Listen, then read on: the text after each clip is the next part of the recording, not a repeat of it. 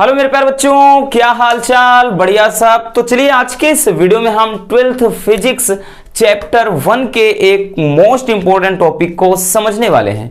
आज के इस वीडियो में रसगुल्लों हम देखेंगे कूलाम का नियम। काफी ज्यादा इंपॉर्टेंट टॉपिक है आपके बोर्ड एग्जाम की दृष्टि से। हमने बोला ना, देखिए केमिस्ट्री चल ही रही है भाई, बीच में बहुत ज्यादा तबीयत खराब हो गई थी, इस वजह से रेगुलर नहीं आ पाए, लेकिन डोंट वरी, अब हम आ गए हैं और जब तक तोड़ेंगे नहीं तब तक छोड़ेंगे नहीं। सारे टॉपिक को हम बहुत ही सिंपल तरीके से एक्सप्लेन करेंगे। तो चलिए बच्चों, ये वैद्युत आवेश तथा क्षेत्र पहले चैप्टर का ही है और सारे इंपॉर्टेंट डेरिवेशन हम डेली एक डेरिवेशन का निपटारा करेंगे, ठीक। फिर उसके बाद चैप्टर वाइज न्यूमेरिकल देखेंगे। तो इसमें क्या है, कूलाम का नियम क्या कहता है, बहुत ही आसानी से आज हम आपको एक्सप्लेन करेंगे। सबसे पहले ये जो परिभाषा है यानी कूलाम का जो नियम है, इसको बिल्कुल भी मत देखिए जी, बिल्कुल मत देखिए, क्योंकि अभी इसको देखने की जरूरत नहीं है बच्चों। सबसे पहले आप थोड़ा एक डायग्राम समझ लीजिए।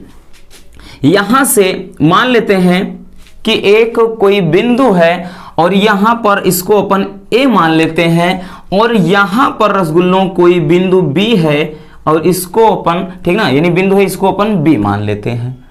और इसको अगर हम यहां से यहां तक मिला देते हैं तो इसके बीच भाई कुछ ना कुछ डिस्टेंस हो जाएगा।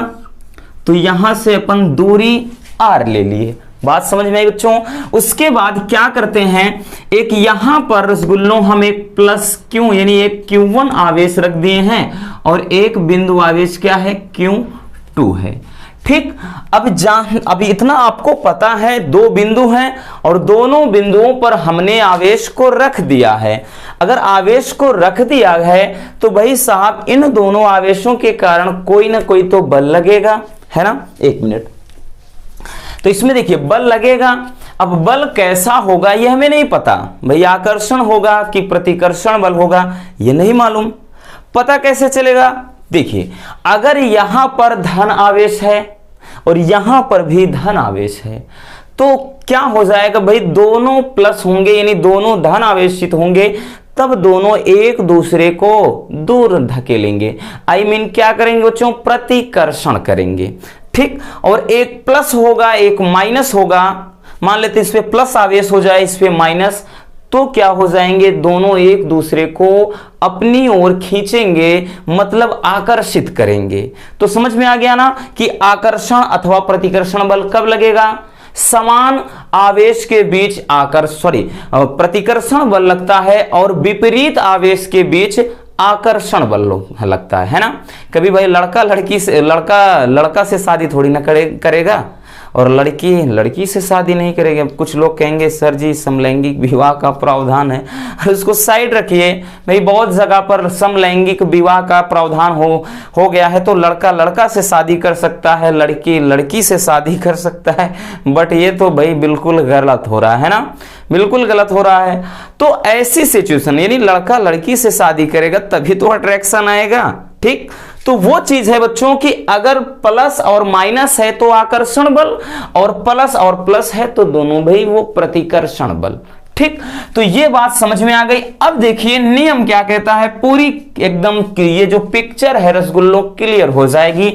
यहां से क्या कह रहा है कि दो स्थिर बिंदु आवेशों के बीच, दो स्थिर बिंदु आवेश हैं, एक हमने बताया यहां पर है और दूसरा यहां पर। तो कह रहा है कि दो स्थिर बिंदु आवेशों के बीच लगने वाला आकर्षण अथवा प्रतिकर्षण बल, हमने बताया ना आकर्षण बल कब लगेगा, जब दोनों विपरीत आवेशित होंगे यानी प्लस माइनस, और प्रतिकर्षण बल कब लगेगा, जब दोनों प्लस प्लस होंगे या दोनों माइनस माइनस। तो वही कह रहा है कि लगने वाला आकर्षण अथवा प्रतिकर्षण जो बल होगा बच्चों, वो उन दोनों आवेशों के गुणनफल के अनुक्रमानुपाती होता है, यानी इन दोनों आवेशों के गुणनफल के अनुक्रमानुपाती तथा इनके बीच की जो दूरी है इसके वर्ग के व्युत्क्रमानुपाती होता है। चलिए इसको अपन क्या मैथमेटिकल फॉर्म में लिखते हैं। तो कह रहा है कि ये जो लगने वाला, इनके बीच जो लगने वाला बल है वो क्या कह रहा है कि इन दोनों आवेशों के गुणनफल के अनुक्रमानुपाती है, ठीक। तो इसको इक्वेशन नंबर 1 मान लेते हैं बच्चों। उसके बाद दूसरा क्या कह रहा है कि यही जो बल है ये क्या है, इन दोनों आवेशों को यानी मिलाने वाली जो रेखा है, ठीक, मतलब यानी जो दूरी है इसके दूरी के वर्ग के व्युत्क्रमानुपाती होता है, यही कह रहा है ये, ठीक। इसको अपन क्या करते हैं, इक्वेशन नंबर 2 हो जाता है, ठीक। अब यहां पर हम लिखेंगे बच्चों कि समीकरण 1 व 2 को मिलाने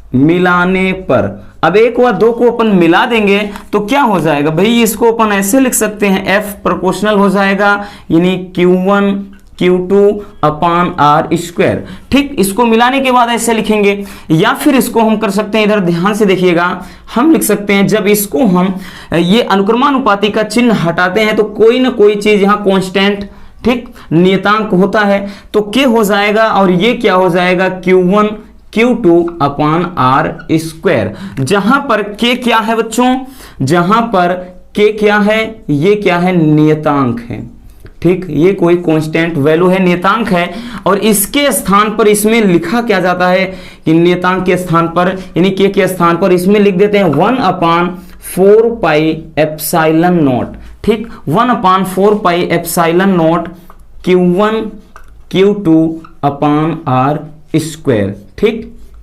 जब ये निर्वात में रखे हो तो ठीक, नहीं तो यहां पर के भी लगाते हैं, तो ये हो जाएगा आपका कूलाम का नियम, ठीक है ना, कूलाम का नियम ये हो जाता है। और जहां पर 1 अपान 4 पाई एप्सिलॉन नॉट क्या है, ये नियतांक के स्थान पर यानी के स्थान पर रखा गया है। बाकी अगर इसके वैल्यू को अगर हम जानना चाहेंगे बच्चों तो ये ध्यान से समझना कि जो 1 अपान 4 pi epsilon not 1 upon 4 pi epsilon not इसका वैल्यू जो होता है वो यहां से 9 गुणे 10 के घात 9 न्यूटन मीटर स्क्वायर प्रति कूलाम स्क्वायर, ये क्या होता है, इसका वैल्यू होता है, ठीक है ना। और जहां अगर इसमें देखना चाहेंगे तो एक चीज और होता है, ध्यान देने वाली बात, सबको एक साथ में रखते हैं, ये क्या है, इसको बोलते हैं बच्चों निर्वात की वैद्युतशीलता, निर्वात की वैद्युतशीलता, ठीक है ना, निर्वात की वैद्युतशीलता इसको कहते हैं। और इसका अगर हम मान लिखना चाहेंगे तो इसका जो मान होता है एप्सिलॉन नॉट का, ठीक, इसका मान होता है 8.85 गुणे 10 के घात -12 कूलाम स्क्वायर प्रति न्यूटन मीटर स्क्वायर, ठीक। जरूरत पड़ती है इनकी न्यूमेरिकल में, लेकिन यहां पर भी जानना जरूरी है कि 1 अपान 4 पाई एप्सिलॉन नॉट का मान क्या होता है, 9 गुणे 10 के घात 9 न्यूटन मीटर स्क्वायर प्रति कूलाम स्क्वायर, ठीक। या फिर ये एप्सिलॉन नॉट अकेले देखें तो इसको निर्वात की वैद्युतशीलता कहते हैं, और इसका जो वैल्यू होता है इतना होता है, ठीक, यानी इसका अंकिक मान ये होता है।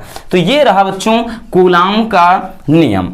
आई होप कि बहुत ही सिंपल तरीके से आप इस टॉपिक को समझ पाए होंगे कि कूलाम का नियम क्या कहता है कि दो बिंदु आवेशों के बीच लगने वाला आकर्षण अथवा प्रतिकर्षण जो बल होता है उन दोनों आवेशों के गुणनफल के अनुक्रमानुपाती तथा इनके बीच की दूरी के वर्ग के व्युत्क्रमानुपाती होता है। इसको मिला देंगे तो ये इस तरह से आपका ये कूलाम का नियम है, इसका फार्मूला निकल आएगा, ठीक।